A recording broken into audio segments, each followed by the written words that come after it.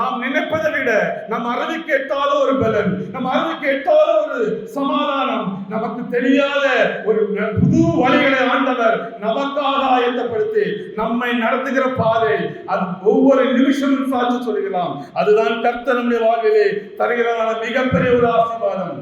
ஒருவேளை சோர்வு பலவீனங்கள் அதன் மத்தியிலே கடந்து செல்கிறவராக இருந்தால் உங்களுக்கான வார்த்தை தான், கர்த்தருடைய கிருபையை ஒவ்வொரு நாளும் நாடுங்கள். நீங்கள் தான் ஜெயம் பெற்றவர்கள், நீங்கள் விழவே விழ மாட்டீர்கள். பலமாக இருக்கிறவர்கள் கீழே விழுந்துவாங்க.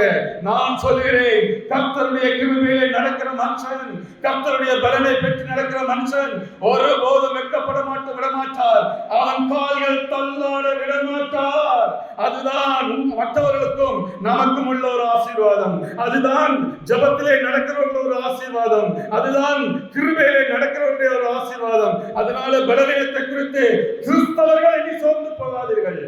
ஐயோ இந்த பலவீனம் வேண்டாம் வேண்டாம், ஆண்டவர்கிட்ட கேளுங்க, தந்தா சந்தோஷம், தரவில்லை என்றாலும் சந்தோஷம். உங்கள் பலவீனத்திலே அவருடைய பலன் வரும் என்று சொல்லுகிறார். இதை விட ஒரு பாக்கியம் ஒரு மனிதனுக்கு என்ன வேண்டும்? கர்த்தருடைய பலனை ருசிப்பாருங்கள். அதுக்கு பிறகு சாட்சி மட்டும் தான் சொல்லுவீர்கள். அதற்கு பிறகு நீங்களே சொல்வீங்க, ஆண்டவரே எனக்கு அந்த பலவீனம் இருந்தா இருக்கட்டும், உங்க பலனை எனக்கு ஒவ்வொரு நாளும் தாருங்கள். நம் சுய பலத்தை விட ஆண்டவர் தருகிற பலன் அது எண்ணி முடியாத ஒரு பலன்.